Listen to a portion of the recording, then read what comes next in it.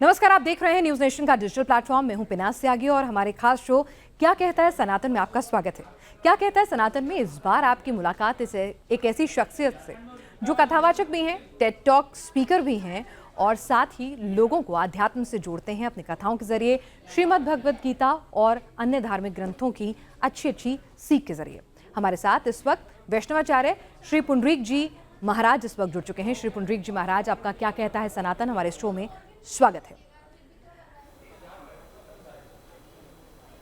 जी धन्यवाद। प्रणाम आप सभी के दर्शकों का, आप सबका, सारी टीम को बहुत बहुत प्रणाम। सबसे पहले, जैसे कि मेरे शो का नाम है क्या कहता है सनातन, तो कई बार हिंदू धर्म, हिंदुत्व और सनातन, इन चीज़ों को लेके बहुत कन्फ्यूजन, अलग अलग बयान, विवाद आते हैं। तो क्या है हिंदुत्व क्या है और सनातन क्या है? बात एक ही ऐसा है कि एक ही विषय, एक ही प्रकार से जो अस्तित्व है उसके विविध विविध नाम हैं और गुण हैं। गुण के हिसाब से उसके नाम रखे जाते हैं। सनातन शब्द का सीधा अर्थ होता है जो एटर्नल है, जो सदैव विद्यमान है, जो टाइमलेस है, अगर मैं अंग्रेजी में कहूँ तो, जो सदैव है, सर्वदा है, ऑलवेज एग्जिस्टिंग। ये उस धर्म का गुण है, इसलिए उसको सनातन धर्म कहा जाता है। बहुत समय के बाद में सिंधु नदी के तट पर इसका विकास हुआ। ऐतिहासिक कारणों से उसको इसलिए हिंदू भी कहा गया और संस्कृत में हिमालय से ही अक्षर लिया गया और समुद्र को संस्कृत में इंदु कहते हैं। तो जो धर्म का अभ्यास हिमालय से समुद्र के मध्य के प्रत्येक स्थान पर होता है, इसलिए उसको हिंदू धर्म कहा जाता है। और हिंदुत्व का अर्थ ये है कि जो उस स्थान के बीच में अभ्यासित, प्रैक्टिस होने वाला जो अध्यात्म है, जो धर्म है, उसके प्रति हम पूर्ण समर्पित रहें और उसके स्थापयित्व में, उसके संरक्षण में सदा हम व्यवस्थित रहें, उपस्थित रहें, समर्पित रहें। यही एक प्रकार से हिंदुत्व शब्द का मूलभूत निर्माण है। बात उतनी सी है कि हम एक ही वस्तु को विभिन्न विभिन्न गुणों की वजह से अलग अलग नामों से पुकारते हैं। जी, श्री पुंडरीक जी महाराज, हिंदू धर्म में अगर मैं कहूँ तो बेड़ियाँ, रूल्स रेगुलेशन, तमाम चीज़ों की कितनी जगह है? क्योंकि कई लोग कहते हैं कि नहीं, तुम ये काम हिंदू धर्म के खिलाफ कर रहे हो। अगर आपने आजकल के बच्चे जो हैं, अगर वो सनातनी परंपरा को कुछ थोड़ा बहुत मॉडिफाई कर लेते हैं, कुछ फॉलो नहीं करते हैं, तो तुरंत कई लोग नाराज़ हो जाते हैं, कहते हुए कि भाई नहीं, हिंदू धर्म ये नहीं है। तो क्या हिंदू धर्म भी दूसरे धर्मों की तरह से कोई गाइडलाइन, कोई रूल बुक है, उसके हिसाब से है, या जो मन को अच्छा लगे वो करते चलिए प्रभु का नाम लेकर? दोनों विषयों का अस्तित्व हमारे यहाँ है। पहली बात समझनी पड़ेगी कि कोई भी धर्म तीन वस्तुओं को लेकर के आगे चलता है। पहली बात, मैं क्योंकि सब युवा और वृद्ध सभी आपको सुनते हैं, तो मैं दोनों ही शब्द और परंपराओं का प्रयोग करूंगा। एक है दर्शन, फिलॉसफी, एक है कल्चर, संस्कृति, और तीसरी बात है उपासना, मतलब वर्शिप। किसी भी धर्म में अगर हम देखें तो ये तीन चीज़ें सदैव रहती है। एक उसका दर्शन, एक संस्कृति और एक उपासना। तो जब हम दर्शन की बात करते हैं तो उसका एक अपनी अप्रोच होती है धर्म को लेकर। फिलॉसफी की बात करें तो हमारे यहाँ तो यही कहा गया है कि सिया राम वै सब जग जानी, करत प्रणाम जोरी जुग पाणी। गोस्वामी तुलसीदास जी मानस में लिख रहे हैं। हम सर्वे भवन्तु सुखिनः की बात करते हैं। सत्य, दया और प्रेम, इन सबको महत्व रखते हैं। यत्र नार्यस्तु पूज्यन्ते रमन्ते तत्र देवता। जहाँ नारी की पूजा होती है वहाँ देवता प्रकट होते हैं। इस प्रकार से दर्शन को लेकर हम चलें तो हमारी जैसी फ्लेक्सिबिलिटी शायद विश्व में कहीं प्रतीत नहीं होती। पर डेफिनेटली जब हम कल्चर की बात करें तो हिंदू धर्म में ही स्थानों के हिसाब से अलग अलग पहनावा, भाषा, क्रियाकलाप, खान पान, इसका विधान लोकेशन के हिसाब से अवस्थित होता है। जैसे दक्षिण का पहनावा कुछ अलग है, बंगाल का कुछ अलग है, वहीं सब जगह हिंदू धर्म ही व्याप्त है। ब्रज की बोली थोड़ी सी अलग है, मराठी बोली थोड़ी सी अलग है। और तीसरा विषय आता है उपासना। जब कोई व्यक्ति उपासना में उपस्थित रहता है तो उसके एक अपना पर्टिकुलर डेकोरम होता है। बड़ी नॉर्मल सी बात है कि हम किसी स्पेसिफिक जगह जाएंगे तो वहाँ का एक अपना स्वाभाविक डेकोरम होता है। कोई अगर वकील अदालत में जा रहा है तो उसकी एक वेशभूषा है, उसकी एक भाषा है, उसका एक पहनावा है, वो सब महत्व रखता है। कोई अस्पताल में डॉक्टर जा रहा है तो उसका एक अपना डेकोरम है जो मैनेज होता है। आप स्वयं अगर अपने स्टूडियो में आती हैं तो उसका एक अपना डेकोरम है। मैं अगर सार्वजनिक आपके सामने बैठा हूँ तो उसका एक डेकोरम है। उसी प्रकार से जब हम हिंदू धर्म में उपासना के क्षेत्र में देखते हैं तो जब किसी भगवत उपासना, मंदिर की उपासना, स्थापना या इस प्रकार की विधियां होती हैं तो उसका एक डेकोरम है जिसको सदा मैनेज करना चाहिए और उसके लिए ही कुछ रिस्ट्रिक्शंस या कुछ सुझाव हमारे यहाँ सदैव सबको दिए जाते हैं। ये इसका स्ट्रक्चर है। बिल्कुल। श्री पुंडरीक जी महाराज, इसी को लेकर एक सवाल है। हाल फिलहाल में एक विवाद भी उठा था जब एक बड़े तीर्थ स्थल पर कुछ लड़कियां जो हैं शॉर्ट्स पहनकर गई थी, तो कई लोगों ने आलोचना की थी कि ये परिधान नहीं होने चाहिए। वहां पर कई मंदिरों में हमने देखा है कि आपको साड़ी पहनकर जाना अनिवार्य है, पुरुषों का धोती पहनकर जाना अनिवार्य है। कई जगह इस तरह के ड्रेस कोड नहीं है, आप कुछ भी पहनकर आ जाइए, कोई दिक्कत नहीं है। इसको लेकर भी विरोधाभास होता है। कुछ लोग कहते हैं कि भाई हिंदू धर्म की खूबसूरती ही रही है कि आपको बंदिशों में नहीं बांधता और इसीलिए ये अजर अमर है। ये जनरेशन टू जनरेशन जैसे दुनिया बदल रही है उसके साथ घुल मिल जाता है, रचबस जाता है और इसीलिए ये चला आ रहा है और दुनिया भर में फैल रहा है, क्योंकि आपको ये नहीं कहता कि ये आपका फ़र्ज़ है, आपको करना ही करना है। तो ये फ्लेक्सिबिलिटी होनी चाहिए या नहीं होनी चाहिए, मैं आपकी राय जानना चाहती हूँ और समझना चाहती हूँ इस विषय के विवाद को।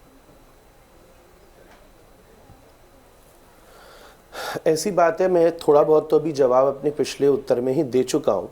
जब आप धर्म के दर्शन पक्ष को देखते हैं तो निश्चित रूप से जितनी हमारे यहाँ उदारता है उतनी शायद किसी अन्य परंपराओं में हमने नहीं देखी। इसलिए हमारे यहाँ हर धर्म का सत्कार किया गया, सदैव उसको जगह दी गई, सदैव उसका स्वागत किया गया।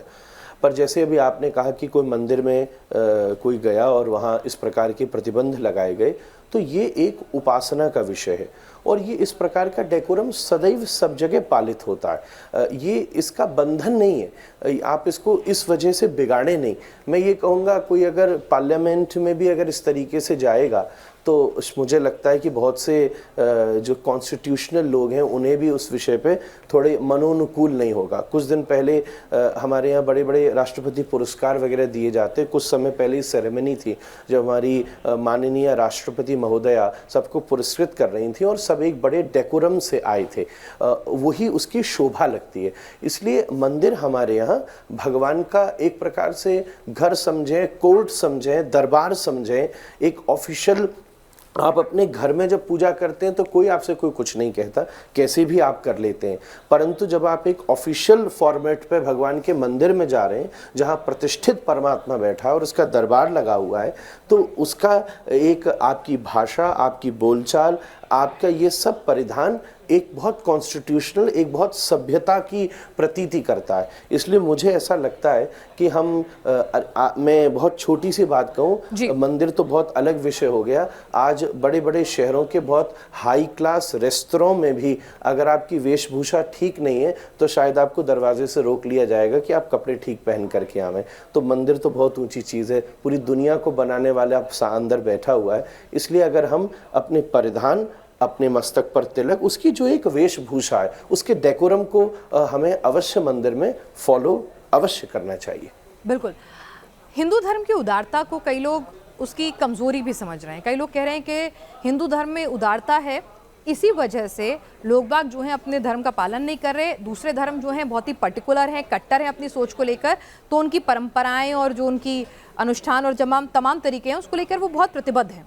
जबकि हिंदू धर्म में जो फ्लेक्सिबिलिटी है, जो उदारता है, वही लोग कह रहे हैं कि वो इसके लिए कई बार गलत भी साबित हो रही है, खास करके युवा पीढ़ी के लिए।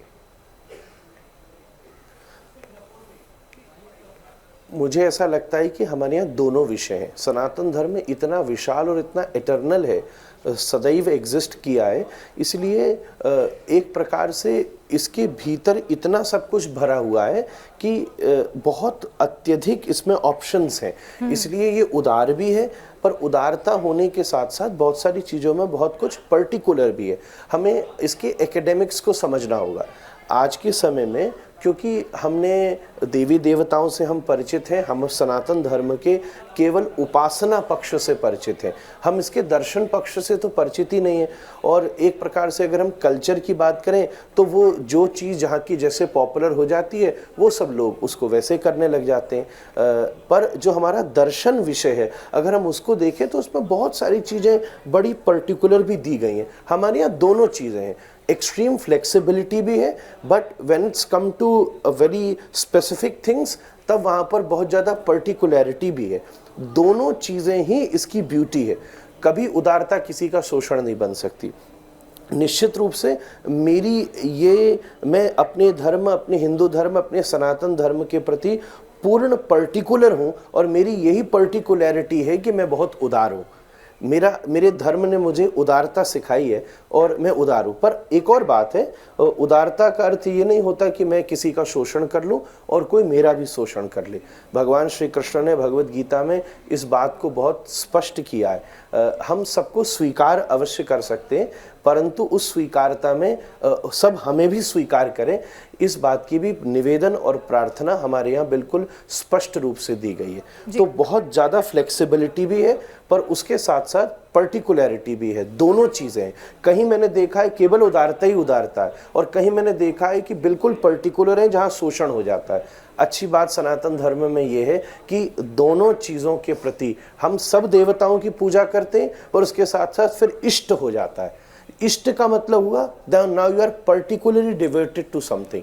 और देवता हमारे यहाँ इतने हैं कि हम सबको प्रणाम कर सकते हैं।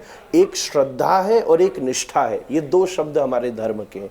श्रद्धा हम सब में रखते हैं और निष्ठा हम किसी विशेष में रखते हैं। तो यही फ्लेक्सिबिलिटी और बीइंग पर्टिकुलर हमारे धर्म की ब्यूटी है। जी पुंडरीक जी, आपने बहुत खूबसूरत बात की है पुंडरीक जी महाराज।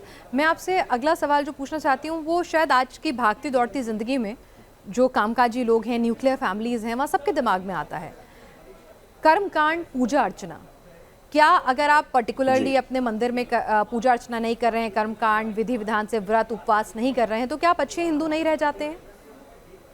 कई बार हमने देखा है कि पुरानी पीढ़ी और नौजवान पीढ़ी के बीच में टसल भी होता है उपवास को लेकर, कर्मकांड को लेकर। वो कहते हैं कि भाई ये करने की बजाय आप दान दे दीजिए, आप इतना इसमें पूजन अर्चन में इतना आप तामझाम मत कीजिए। तो सबके डिफरेंट ओपिनियंस होते हैं, तो उसको लेकर कई बार टकराव की स्थिति हमारे आसपास हम देखते हैं परिवारों में उत्पन्न भी होती है।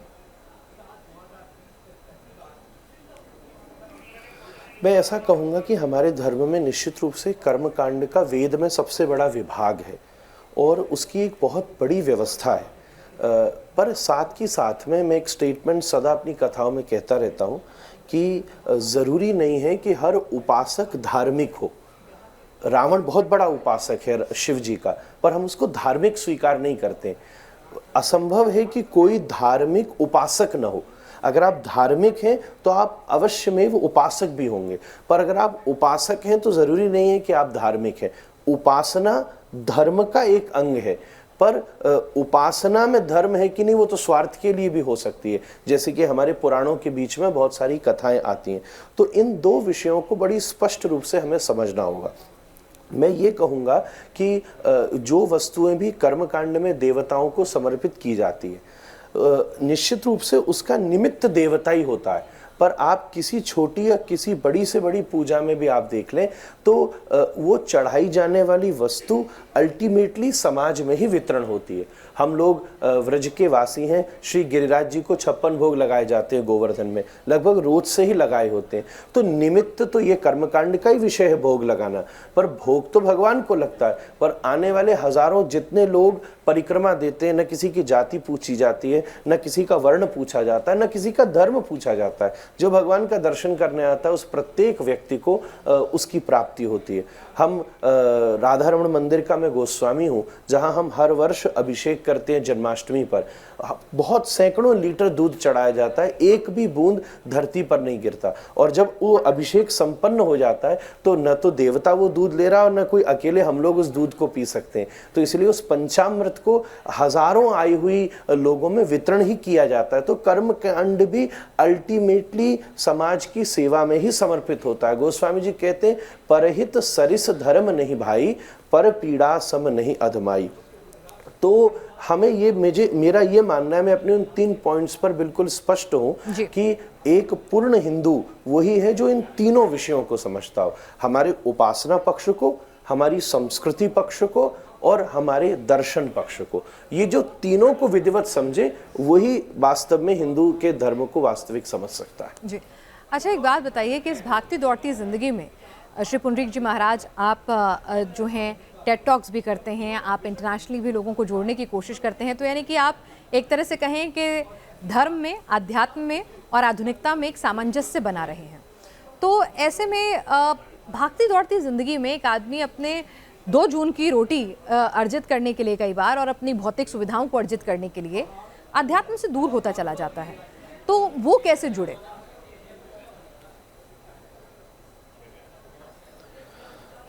आपने बिल्कुल सही कहा। मेरी परंपरा है, मैं 38वां आचार्य हूँ इस पीढ़ी का, और कल रात ही अमेरिका से वापस लौटा और सीधा आपकी सेवा में इस कार्यक्रम में उपस्थित हो गया। पूरी दुनिया घूमता हूँ और अपनी दुनिया भर के अनुभव से मैंने एक चीज़ समझी कि सारा सनातन धर्म बड़ी हिंदू धर्म बड़ी स्पष्टवादी विषय इस चीज़ को रखता है।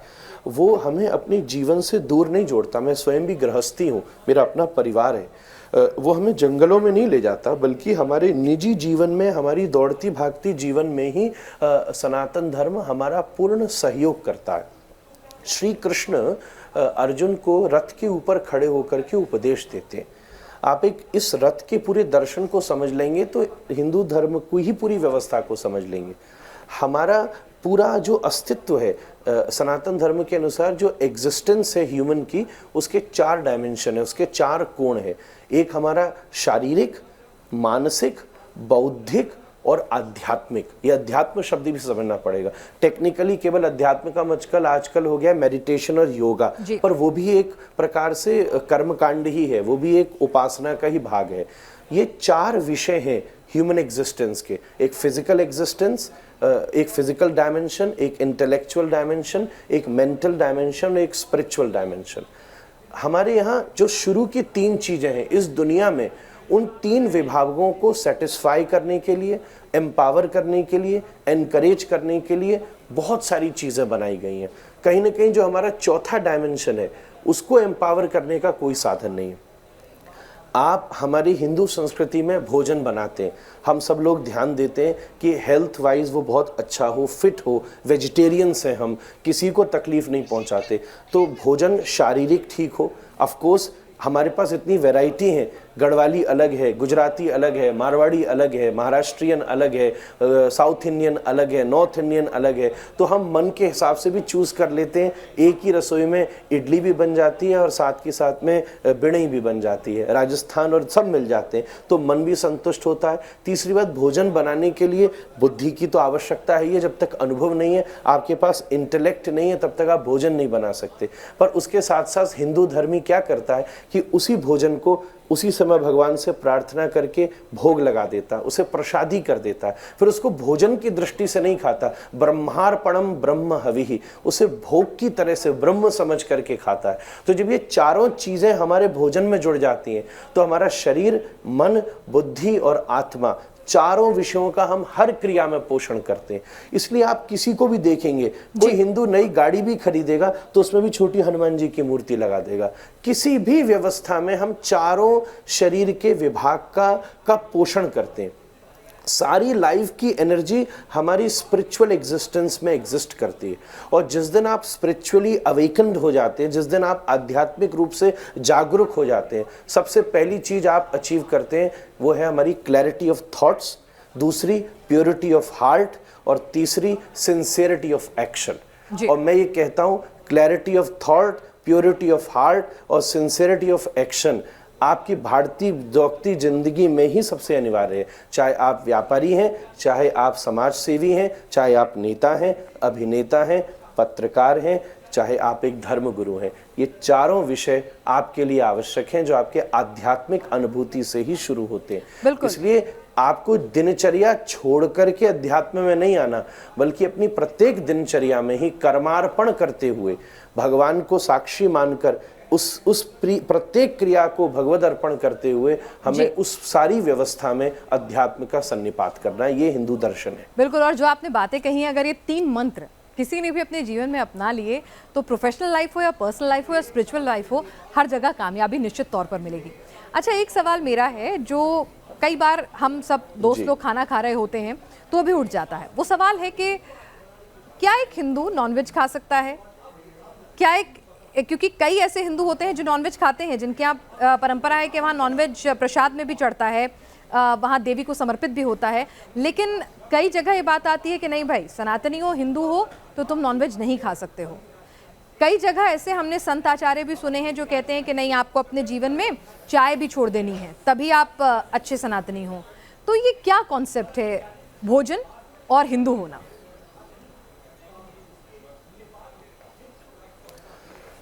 निश्चित बहुत अद्भुत आपने प्रश्न किया है। तो पहली बात तो ये है, हमारा एक संस्कृत का एक बड़ा प्रसिद्ध श्लोक है जो हर धर्मगुरु को याद होगा। धर्मस्य तत्वम निहितम गुहाय महान जनो येन गतः सपंथा। पहली बात ये कही गई इस श्लोक में कि हमारा धर्म बहुत बड़ा है, धर्म समुद्र की तरह है। तो फॉलो कैसे होगा? महान जनो येन गतः सपंथा, एक विधिवत परंपरा के द्वारा जो आपको व्यवस्था प्राप्त हुई है, जब आप उसमें दीक्षा लेते हैं संप्रदायों के अंतर्गत, तो उसमें जो धर्म का निर्देश किया गया उसको आप पालन कीजिए। दूसरी बात, हमारे यहाँ जो आहार है वो 3 विभागों में श्री कृष्ण ने गीता में बांटा है। एक सात्विक आहार है, एक राजसिक आहार है, एक तामसिक आहार है। तो मैं ये कहूँगा कि तामसिक, ये जो मांसाहार आदि जितनी भी वस्तुएं हैं, ये सब तामसिक आहार में आती हैं। जैसे आपने कभी कहा चाय का विषय या प्याज लहसुन का विषय, ये सब राजसिक आहार में आते हैं। और शुद्ध बिल्कुल शाकाहार जिसमें किसी भी प्रकार की हिंसा नहीं है, उसको हम सात्विक आहार कहते हैं। तो हिंदू धर्म में सदा से सात्विक आहार, सात्विक लाइफ जीने के लिए प्रमोशन, एक्सप्लेनेशन तीनों चीज की है, पर सात्विक आहार ग्रहण करने का ही विधान किया गया है। और मैं अगर अपनी विशेष परंपरा की बात करूं प्रारंभ काल से ही, तो कहीं भी किसी नॉनवेज का कोई विधान नहीं है। और मुझे पूरा विश्वास है कि धरती में वो माँ हो या वो भैरव हो या वो देवता हो जो सदैव हर जीव से स्नेह करते हैं, वो किसी भी जीव हत्या से कभी प्रसन्न नहीं हो सकते। इसलिए हमारे पुराने धर्माचार्यों ने सदैव जीव सेवा की बात की है, जीव हिंसा की बात नहीं की। हमारे यहाँ सदा शाकाहार को ही विशुद्ध रखा गया है और उसी को पालन करने का विधान किया गया है। श्री पुंडरीक जी महाराज, एक आखिरी सवाल मेरा आपसे कि इन दिनों कई कथावाचक हैं, मैं सीधे नाम ही ले लेती हूँ, बागेश्वर जी महाराज, वो चमत्कार कर रहे हैं, चमत्कार के दावे कर रहे हैं, लोगों की पर्चियाँ निकाल रहे हैं, हिंदुओं से आह्वान कर रहे हैं कि बुलडोज़र रख लो और अगर कोई तुम्हारे ऊपर आक्रमण करे तो आक्रामक हो जाओ, हिंदू राष्ट्र की कल्पना की बात कर रहे हैं। आप निजी तौर पर उनके इन विचारों से, और क्या सनातन में एक कथावाचक चमत्कार का मादा रखता है, इससे कितने आप सहमत हैं? मैं ऐसा कहूँगा, मैं उनसे मिला भी हूँ कई बार, और बहुत आजकल आप सब ने उनको ज़्यादा प्रसिद्ध कर दिया है, तो मैं तो बहुत वर्षों से उनसे परिचित हूँ। पहली बात यह है, चमत्कार शब्द को हमें समझना होगा। आज आप अपने स्टूडियो में बैठे हैं और मैं अपने एक स्थान पर बैठा हूँ और बड़े छोटे से साधनों से, और आप मुझे सुन पा रहे हैं और शायद थोड़ी देर में पूरी दुनिया सुन पाएगी। तो अगर किसी बिल्कुल अपठित व्यक्ति को, जो बिल्कुल गांव में रहा हो, जिसने कभी स्कूल भी न देखा हो, उसको यहाँ लाकर अगर बैठा दिया जाए तो वो ये सब व्यवस्था देख करके कहेगा भाई क्या चमत्कार हो गया आज के ज़माने में, तो कि एक कैमरा यहाँ लग रहा है और आप किसी दूसरी लोकेशन पे और तीसरी लोकेशन पे पूरी दुनिया इस व्यवस्था को देख रही है। तो चमत्कार शब्द बड़ा ओवर हाइप्ड है, आई वुड से। हम ये समझते हैं कि जो चीज़ हमारी समझ में नहीं आ पा रही है, हम उसको बड़ी आसानी से चमत्कार घोषित कर देते हैं। आज से 100 वर्ष पहले एक पुस्तक लिखी गई थी, कल की अवतार, और जब वो पुस्तक लिखी गई थी तो उसमें वर्णन था कि सीढ़ियाँ अपने आप चलेंगी और आदमी अपने आप ऊपर चला जाएगा और नीचे आ जाएगा, जब जाओगे तो दरवाजे खुल जाएंगे, चुटकी बजाओगे तो लाइटें जल जाएंगी। तो जो लेखक थे उनको दुनिया ने पागल घोषित कर दिया था कि ये लगता है बेहुदा व्यक्ति है। पर आज के ज़माने में तो ये सब कोई बहुत बड़ी बात नहीं है। सेंसर्स हैं, अपने आप लिफ्ट हैं, अपने आप एलिवेटर हैं, एस्केलेटर्स हैं, ये सब चीज़ें धीरे धीरे विज्ञान ने इस चीज़ को सार्थक कर लिया है। तो सनातन धर्म के इतने तीव्र डायमेंशंस हैं। आपने एक व्यक्तियों को बहुत प्रसिद्ध कर दिया ऐसे स्टेटमेंट्स की वजह से। आज अगर मैं भी कोई बुलडोजर शब्द बोल दूं या मैं अगर आज कुछ ऐसा एग्रेसिव बोल दूं तो बड़ा मुश्किल होगा कोई मेरे से पूछे भी। उल्टा चलता हाथी तो अपने आप भीड़ इकट्ठी कर ही सकता है। तो ऐसे हमारे यहाँ इस प्रकार से बहुत सारे लोग मौजूद हैं। ज्योतिषी बहुत बड़ा चमत्कार है। आपका नाम पूछा जाता है, आपका नहीं, मैं ये नहीं कहूँगा। तो सनातन धर्म का ही सुर्खियाँ, तो ये तो अब आपके ऊपर निर्भर करता है कि क्या चीज़ आप सुर्खियों में चला सकते हैं।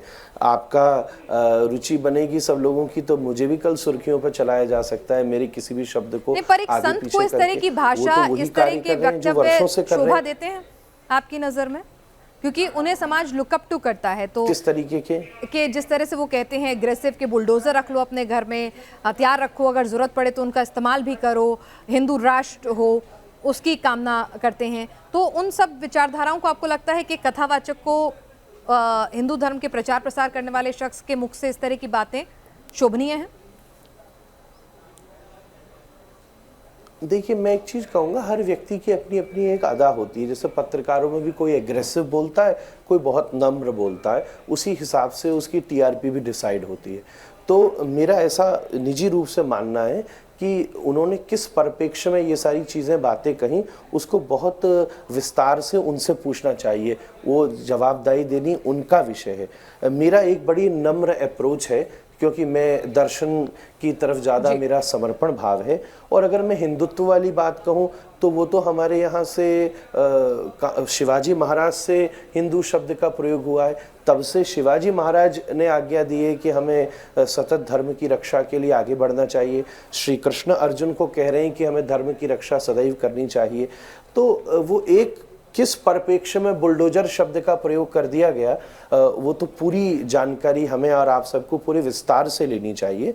मुझे ऐसा लगता है कि अगर हम सनातन धर्म के सात्विक संदेश को समाज में व्याप्त करें, इंस्पायर करें, तो पूरी दुनिया को बहुत अच्छा संदेश जाएगा। जी, हमसे बातचीत करने के लिए, समय देने के लिए और सनातन पर तमाम जो सवालात हैं उनको एक आम दर्शक के लिए सरल भाषा में समझाने के लिए आपका बहुत बहुत शुक्रिया।